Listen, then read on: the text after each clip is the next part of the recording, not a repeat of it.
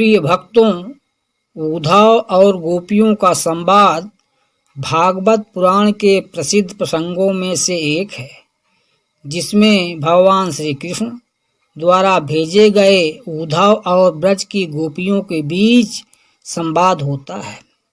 यह संवाद न केवल भक्त की गहराई को प्रकट करता है, बल्कि प्रेम, विरह और आत्मज्ञान का भी अद्भुत चित्रण करता है। द्वारका में जब श्री कृष्ण ने देखा कि ब्रज में गोपियां उनके विरह में अत्यंत व्याकुल हैं, तो उन्होंने अपने प्रिय सखा उद्धव को ब्रज भेजने का निश्चय किया।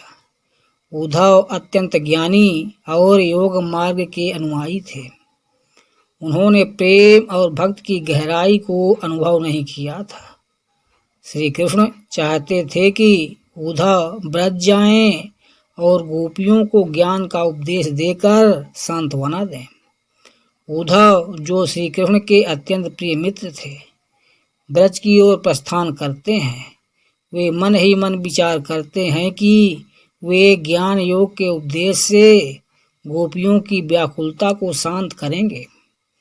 ब्रज में पहुंचते ही उद्धव ने देखा कि वहां के वातावरण में ही कृष्णमयता भरी हुई थी। वृक्ष, लताएं, पशु पक्षी, यहाँ तक कि वायु भी श्री कृष्ण के प्रेम से स्पंदित हो रही थी। जब गोपियों को ज्ञात हुआ कि श्री कृष्ण के प्रिय सखा उद्धव आए हैं, तो वे अत्यंत उत्साह और अधीरता से उनके पास पहुंची। उन्होंने उद्धव से पूछा, हे उद्धव, कहो हमारे प्रियतम श्री कृष्ण कैसे हैं? क्या वे हमें स्मरण करते हैं? क्या उन्होंने हमें पूर्णतः विस्मित कर दिया है? उद्धव ने उन्हें सांत्वना देते हुए कहा, हे ब्रज की परम भक्त गोपियों, श्री कृष्ण सर्वत्र हैं। वे केवल शरीर से दूर हुए हैं, हृदय से नहीं। उन्होंने मुझे भेजा है ताकि मैं आपको यह उपदेश दूं कि आत्मा अमर है। प्रेम और भक्ति आत्मा का ही अंश है। तुम सभी श्री कृष्ण के साक्षात स्वरूप का ध्यान करो और ज्ञान के द्वारा अपनी व्यथा का निवारण करो।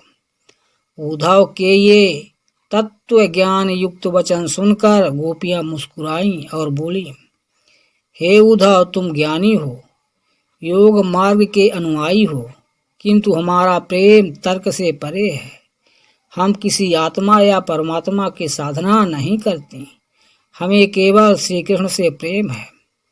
हम अपनी आत्मा को भी भूल चुकी हूँ, क्योंकि हमारी आत्मा स्वयं श्री कृष्ण में विलीन हो चुकी है। फिर एक गोपी ने उद्धव से कहा, हे उद्धव, यदि आत्मा और परमात्मा की उपासना ही सब कुछ है, तो श्री कृष्ण ने स्वयं हमारी भक्ति क्यों स्वीकार की? क्या उन्होंने स्वयं हमारी बांसुरी की तान पर नृत्य किया? क्या उन्होंने हमारे साथ रास रचाया? क्या वे स्वयं मोह में नहीं बंध गए थे? उद्धव ने गोपियों के इन वचनों को सुनकर अनुभव किया कि गोपियों का प्रेम कोई साधारण प्रेम नहीं था। वह प्रेम निरंतर समर्पण और पूर्ण आत्मनिवेदन का प्रतीक था। उद्धव ने मन ही मन स्वीकार किया, मैं जो श्री कृष्ण का प्रिय सखा हूँ, आज इन गोपियों से सीख रहा हूँ कि प्रेम का मार्ग कितना विशाल है। जिस भक्ति को ज्ञान से ऊपर माना जाता है, वही भक्ति यहाँ अपने चरम उत्कर्ष पर विद्वान है। गोपियों ने अंत में उद्धव से विनती की, हे उद्धव, यदि तुम हमारे प्रियतम श्री कृष्ण से मिलो तो उनसे कह देना कि हम उन्हें कभी नहीं भूलें। हमारे जीवन का प्रत्येक क्षण उनके स्मरण में व्यतीत हो रहा है। हमारी सांसें तब तक चलेंगी जब तक वे हमें अपने दर्शन नहीं देते। उद्धव ने गोपियों के चरणों में प्रणाम किया और द्वारका लौटने का निश्चय किया।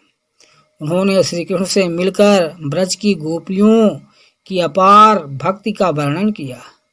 श्री कृष्ण यह सुनकर मुस्कुराए और बोले, गोपियां तो साक्षात भक्त का रूप हैं।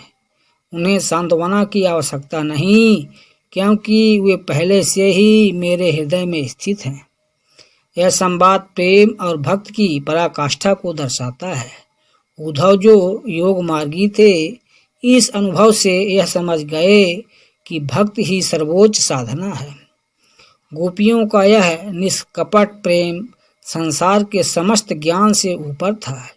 यही कारण है कि आज भी उद्धव गोपियों का संवाद भक्ति और प्रेम की अद्वितीय कथा के रूप में गाया जाता है। प्रिय भक्तों, इस प्रकार की रोचक जानकारी पाने के लिए कृपया वीडियो को लाइक और चैनल को सब्सक्राइब कर लें।